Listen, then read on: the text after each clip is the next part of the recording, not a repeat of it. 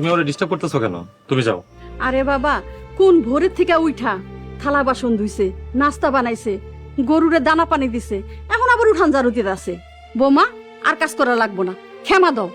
ও তো ভুল করছে, সবার আগে উঠান ঝাড়ু দেওয়ার কথা ছিল। আই এম সরি, কালকে থেকে আর এই ভুল হবে না। বৌমা, একটু জিরাও, আর কাজ করা লাগবো না।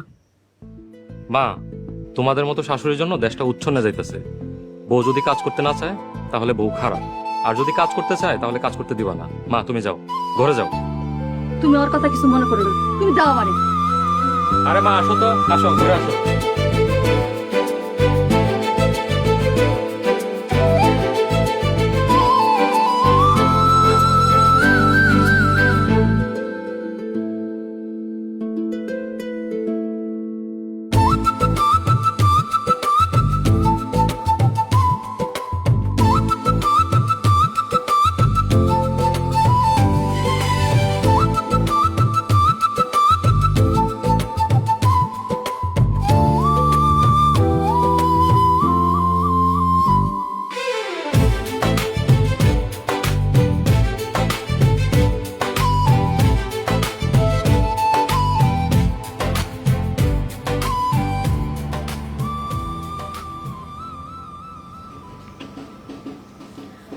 আজকে আমি স্কুলে যাব, আপনি কি আমাকে একটু নিয়ে যাবেন?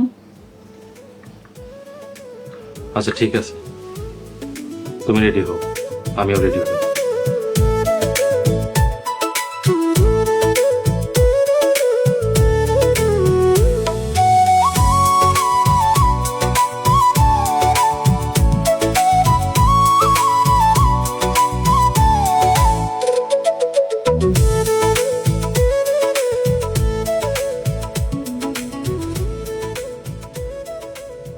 মা, মা, মা, মা, বাবা, পুতুলের মামা একটু আগে ফোন করছিল, পুতুলের অপারেশন সাকসেসফুল হয়েছে। শুকর আলহামদুলিল্লাহ, সকল প্রশংসা মহান আল্লাহ তাআলার। হ মা, আল্লাহর রহমত, আল্লাহর দয়া আর তোমাদের দোয়া। বাবারে, ছোট বউর চেষ্টায় আর আল্লাহর দয়ায় ছোট বউ যদি এতগুলো টাকা না দিত, তাহলে কি পুতুলরে তুই বিদেশে পাঠাইতে পারতি? বৌমা, আমি তোমার দোয়া করি তুমি অনেক সুখী হও। আজ আমাকে অনেক আনন্দের দিন, যাই আল্লাহর কাছে 2 রাকাত নফল নামাজ আদায় করি।